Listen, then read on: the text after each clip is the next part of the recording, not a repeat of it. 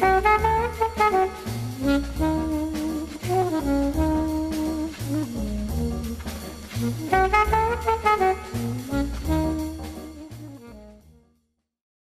afternoon and welcome to this week's edition of Halftime Talk. We're honored to be joined all the way from Washington, D.C., Dr. Sara Vakhshouri, founder and president of SVB Energy International, a senior energy advisory firm to banks and others. Welcome, Dr. Sara. Thank you for having me, Sean. I wanted to focus our conversation today, Sara, on all things that have been happening in recent days here in the Middle East. Once again, we see the return of, let's say, military action around Saudi Arabia's energy assets. In the weekend, some projectiles, drones, whatever they may be, came down on the Aramco facilities. I'm wondering, from your perspective, what is the narrative behind that? How do we contextualize this event in the midst of the US and Iran trying to have a rapprochement? This is an excellent question because as market is very volatile and there are lots of changes in the market, both on a supply side and demand side since last year that COVID was become an issue, a global pandemic. We are almost celebrating an anniversary of the global pandemic and how the market was anxious both for producers and suppliers. Now we are facing the geopolitical factor in a more realistic way. Again, similar events that we were witnessing back in 2019 are again back, and market is facing them. So, I mean, when we look back to 2019, yes, we did see over the course of a few weeks or months, actually, a progression, an erosion or an escalation in the consequences. At the beginning, there was a few little attacks on a few ships, and then we culminated a few months later with the very dramatic attacks on the Abqaiq facility, knocking out about 6 million barrels a day of processing, as it turned out, only for a few weeks. Exactly. So now what is happening is going to create, again, tension and is going to impact the psychology of the market, create tensions, and market would expect to see perhaps some more tensions if Iran and US rapprochement is delayed. But what is very interesting is that as much as we talked about demand shock and how demand was significantly reduced since the COVID, the market also has been facing a supply contraction, both by the OPEC plus side and also some of the organic supply costs, mostly in the United States. And we are kind of, before even the incident, current geopolitical incident, we were witnessing the prices having an upward trend, which the current event had kind of contributed to that further. On Iran's side, I'd like to share something with you, Sean, is that how Iranian oil export and production start changing since the election in US and President Biden's election. So what we witnessed was that since November, Iranian oil export, both export and production, start showing a gradual increase. If I want to go month to month for you in November, end of November, we start seeing a surge. So from November to a month before that, October, we had about 90,000 barrels of increase in Iranian export. This was increased to more about 125,000 barrels of export, Iranian export in January and in December, and in January about, again, additional 125,000 barrels. So Iranian oil export from about 490,000 barrels per day in October suddenly reached to about 800,000 barrels per day within 3 months. I mean, one of the things one would say about that is that pre-Biden administration, or at least pre the election, the policy of the previous administration in Washington was pretty clear. It was basically, we're going to squeeze Iran as much as we can, and we're never returning to the JCPOA agreement. Now we have the new administration under President Biden, and we're kind of in that confused state again as to what exactly is America's relationship with the Middle East, with the Gulf, with Iran, with Saudi Arabia. We're all trying to read the tea leaves. Maybe you can give us some insight of what is different, what will become clearer as time goes on. That's exactly what is happening. Obviously, President Biden, both in his campaign and since he was elected, was kind of clear in his, I would say, literature and the rhetoric toward Iran that the administration is seeking to get back on the negotiations and on the JCPOA. But there hasn't been any clear guidelines or a roadmap of how this is going to be. What are the conditions? How this is going to be starting? And as what we see exactly as you described, from the time of election until January, what we saw is that Iranian, under a presumption that there is going to be less pressure on Iranian oil export, because simply President Trump was out of office, the maximum pressure was not going to be anymore a policy in Washington, D.C., and Washington was instead seeking a rapprochement from Iran, so perhaps things would be easier on Iranian oil side and Iranian oil export. Iran has started to gradually increase its production and export, and under the presumption that obviously is going to be less restrictions or less limitation for selling its oil. Is that the right assumption they are making? Well, I'm going to say, I'm going to reach that and talk about last month in February, what happened.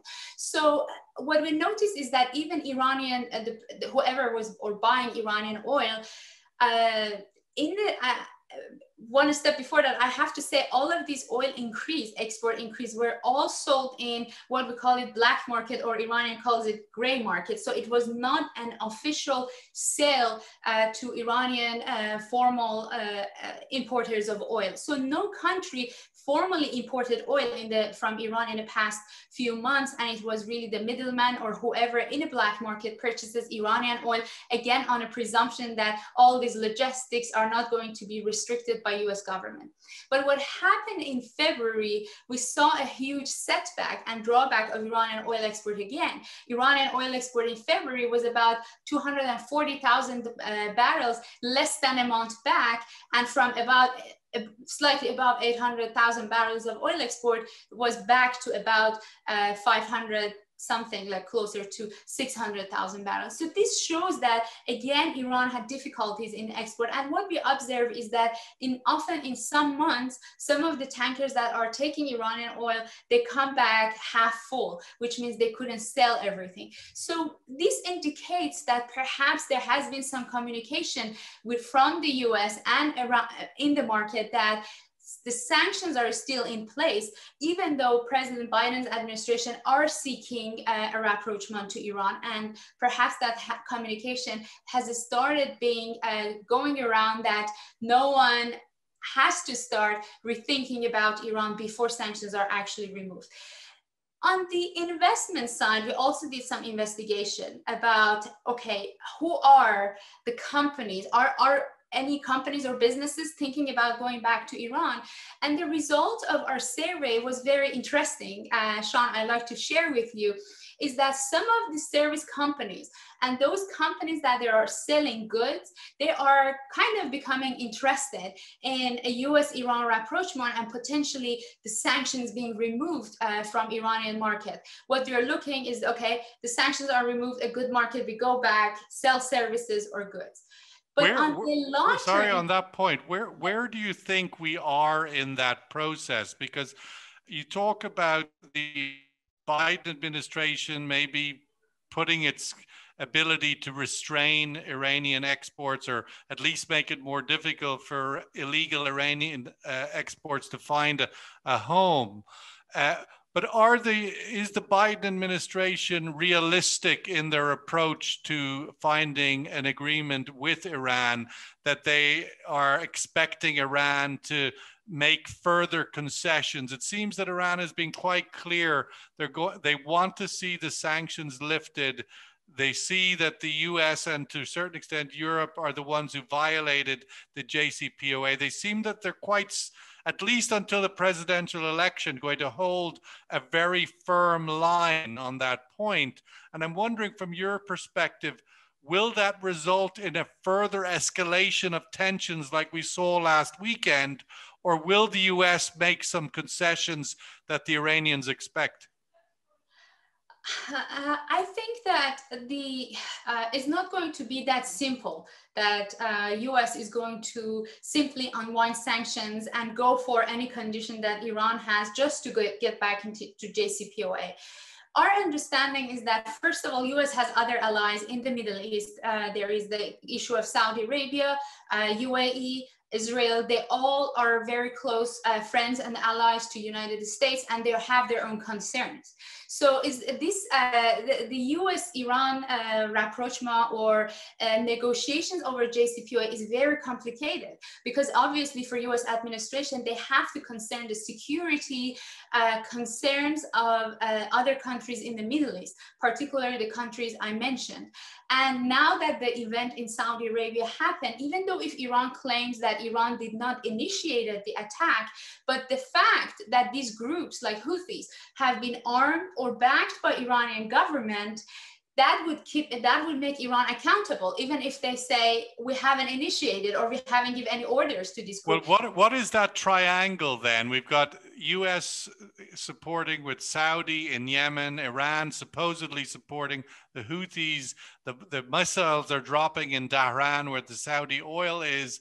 How do you see that triangle? The US did Biden administration was very quick in its early weeks to pull back its support from Saudi Arabia on a proactive engagement in Yemen. How do you see that triangle and its relevance to the JCPOA? Oh, it's going to be absolutely relevant and very connected. So that is going to create lots of ups and downs for the negotiator. And that's why I was going back to what I was talking about, investors' approach. The investors are very conservative toward Iran. Even before what in Saudi Arabia happened, at the time that President Biden was all for Iran, positive talks on Iran, maybe a bit more conservative toward Arab allies like Saudi Arabia, most of the larger investors, at least in the energy industry, when we talk to them, if the US sanctions are unwinded and there is no sanctions, if there is no sanctions on Iran, would you go back and invest in Iran? All of them told me that no, we are going to wait for another 4 years, because not only because of the geopolitical events, but because of the significant swing of US policy from President Trump to President Biden, their approach, which is drastically different from one president to the other president toward Iran, that creates instability and insecurity for long-term investors to look at Iran. And their response back was, what if the next US president has different approach toward Iran? But in looking forward out of last weekend's attack on the Aramco facilities and the 3 months or so ahead of the Iranian elections, where do you think this will go over the coming months? Do you expect to see more Iranian oil exports? Will there be more tensions in the Gulf? How do you see the next few months? So what I could expect is that Iranian would be now more conservative in rushing in expanding or increasing their production and export, because now they know that they are not able to just expand their export because of the presumption that there's going to be less restrictions. Also, after this event, whoever buys Iranian oil or whoever is acting in this market would be more cautious, I would say. Obviously, this has now added a new ingredients on in the whole agenda, and it's going to be much harder to negotiate JCPOA with Iran without considering Iran's missile program and support for certain groups in the Middle East. So unless unless these issues like Iran's missile program and Iran's support for some of these groups in the Middle East that are blacklisted by US and the world, unless that there are not restrictions on that or agreement from Iranian side that they're going to create some compliance with certain regulations, I don't think that JCPOA would just go further in terms of complete removal of sanctions. Maybe there are some sanctions removed as an incentive for Iran to come back to the negotiation table, but I don't see that we get back to 2016 complete removal of sanctions on Iran without certain restrictions on Iran's missile program and again support for these groups, because now there are new actual concerns again brought on the table from some of the allies, particularly Saudi Arabia, which not only is a close friend and ally to US, but it's very important to know that the sheer amount of exports from Saudi Arabia and to the market is very, very significant and important for the whole world. For India, it's important that the oil is moved. For China, is important. So Saudi Arabia and its security is going to be very important. Very important. I mean, it seems that after so many years engaged in Yemen, there is still this instability that we can't expect there just to be a status quo, that there's either an escalation or there's a de-escalation. But the unfortunate thing that will probably be absent is just a stable status quo, and we'll have to see how that plays out. But Dr. Sara Vakhshouri, thank you so much for joining us today on the Halftime Talk. We look forward to seeing you sometime soon in Dubai. All the best, and thank you very much. Thank you very much for having me.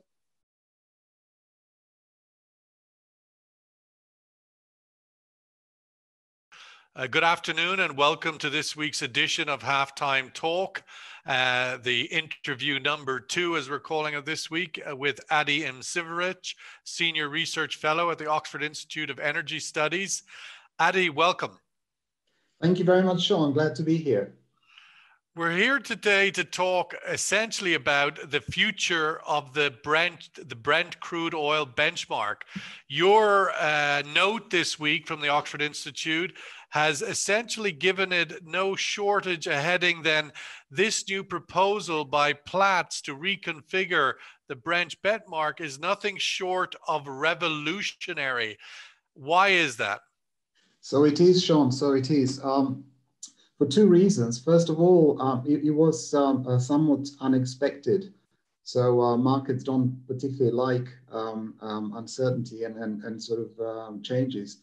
The second reason is that it would very much, if implemented, it's still obviously very much discussed with the industry, but if implemented, it would completely change the way the Brent, as we call it, Brent complex works.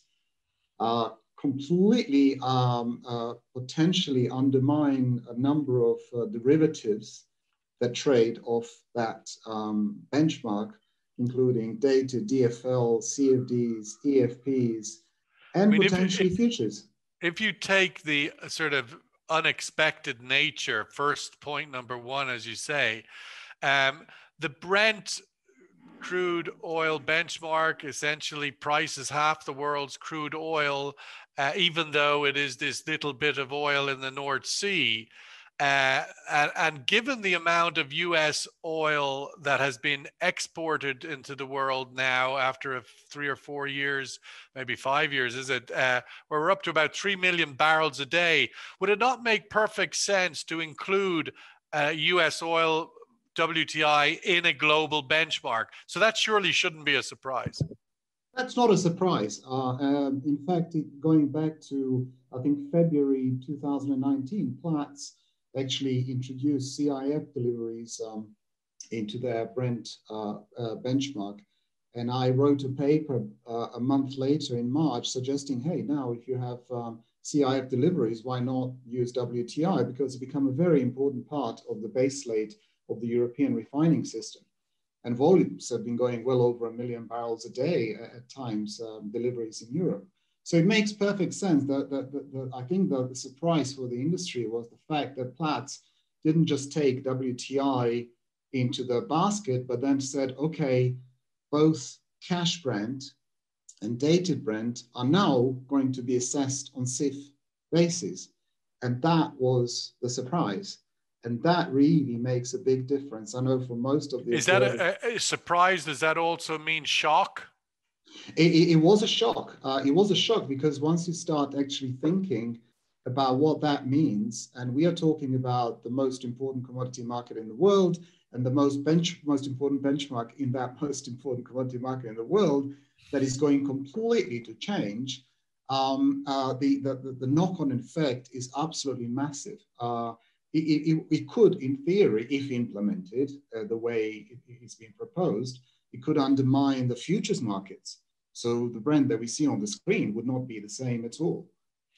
And so given the scale of that kind of change, why do you, what's driving it? What would be driving this kind to make it a surprise and to make such a big change? Do you see a screaming problem that needs to be fixed?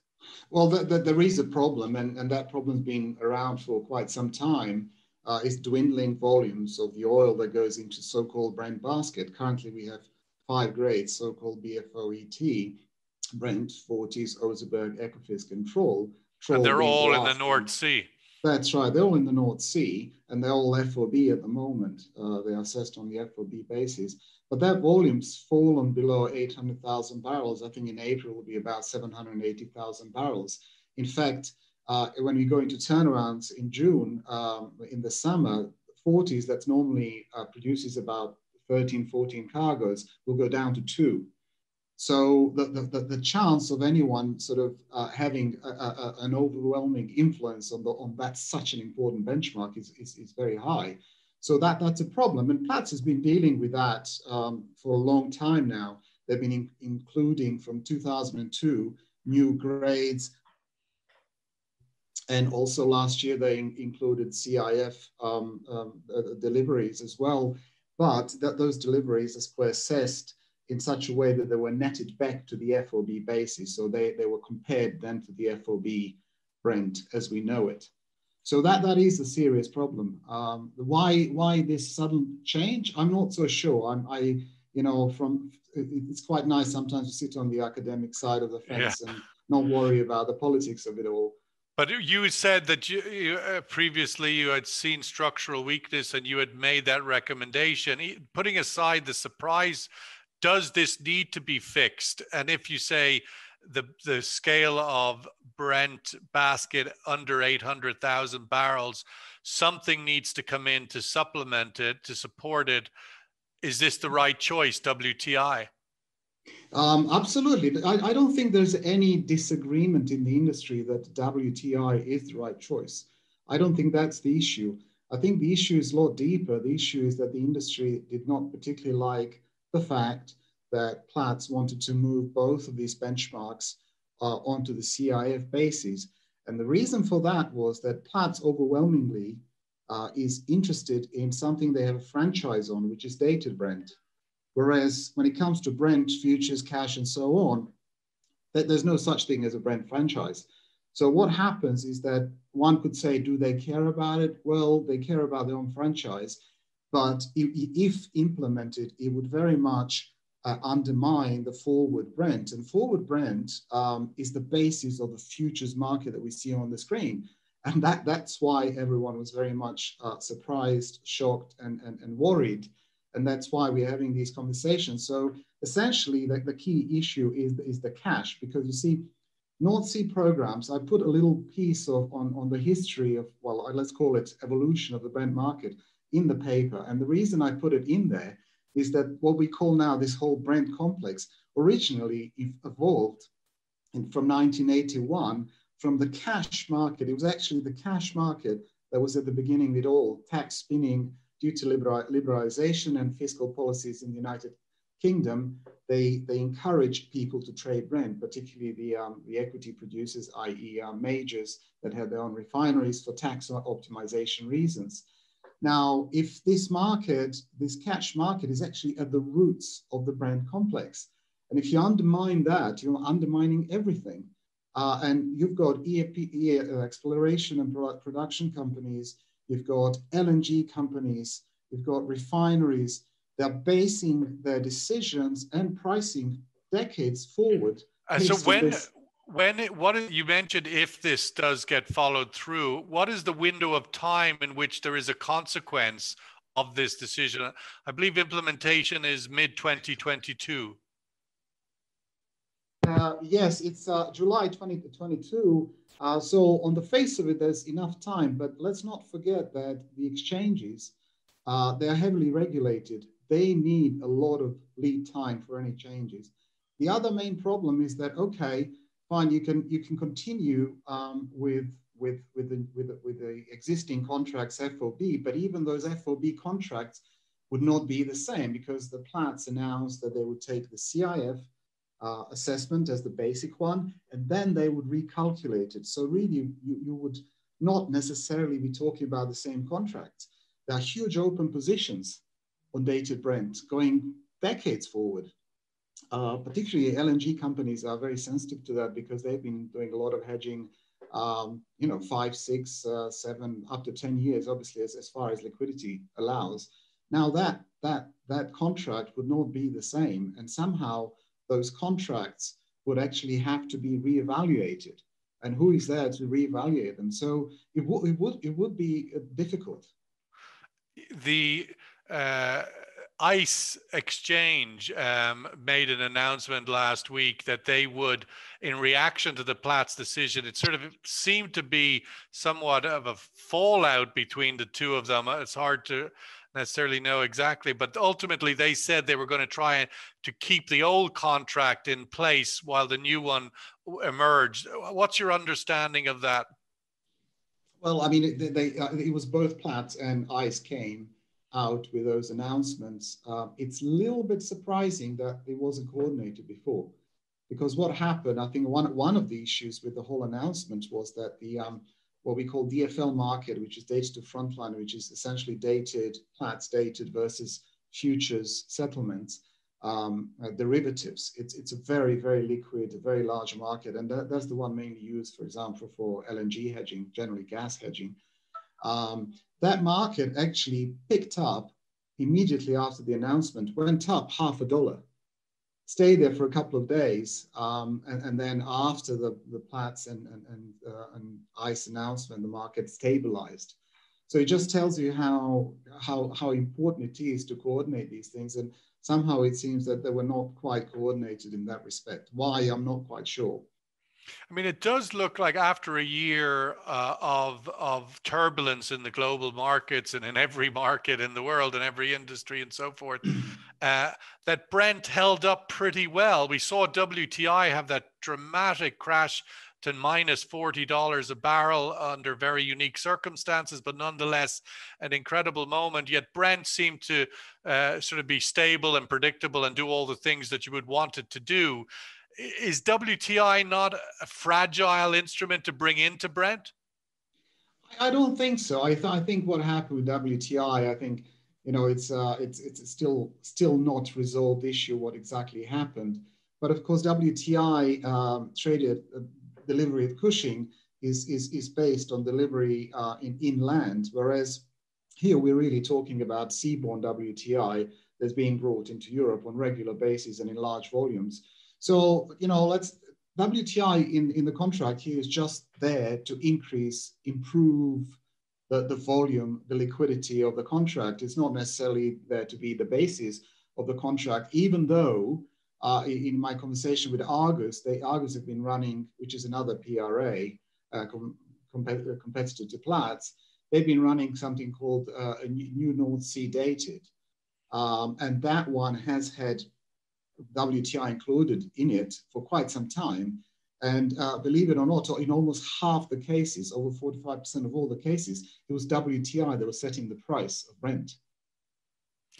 Just to wrap up, Adi, what would need to happen now? Okay, these announcements have been made. The ICE have spoken, Platts have spoken. What do you think smoothens this out so the market is no longer surprised, shocked, and builds confidence? Well, what we need a lot more talking, because there are alternatives. There is a number of proposals and alternatives. On a positive side, what this proposal has done is really shaken up the a lot of thinking, a lot of ideas everywhere. So I mentioned just a couple of proposals there. Obviously, alternatives are, well, there are three alternatives, really, if you want to summarize them all into sort of compartments. One alternative, if the Platts wants to insist on this CIF assessment, that the industry has to get together and see the ways of actually supporting and bolstering the cash market. It's not impossible, but it's hard. We would need some sort of programs for WTI loading in Houston, essentially. And there are proposals for that. So bolstering the cash market is one. The other one is my proposal, which I published in March, which was essentially what people were eventually expecting anyway, that you take WTI, you know, you assess it on delivered basis, and then you net it back to equivalent FOB North Sea, as if it was North Sea barrels. And then you take that quote, happy days, all the Brent complex would be pretty much untouched. You would increase the volume of oil, and that seems to me probably the most likely scenario. Of course, the third one, which I don't want to speculate too much about, is that, you know, that the industry, there's some sort of rupture in the industry, and the industry moves on to something else, an alternative. There are lots of alternatives. For example, ICE Brent could just change and become physical delivery. ICE is already going ahead with the Merben contract, which is going to be a physical delivery contract. So, because you see that cash Brent is so important, because futures need to converge their values with the actual physical oil. And if you don't have cash, if cash is undermined, if you don't have liquidity in that cash, then there's nothing to converge to. So obviously physical delivery would be one way of doing it. Or maybe, you know, they move to another PRA. Well, let's not speculate on the speculation. Adi, thank you so much. That was a really interesting review of your note on the CIF Brent benchmark for the Oxford Institute for Energy Studies. We will also post your note with the interview. Thank you very much. Thank you very much. Bye-bye.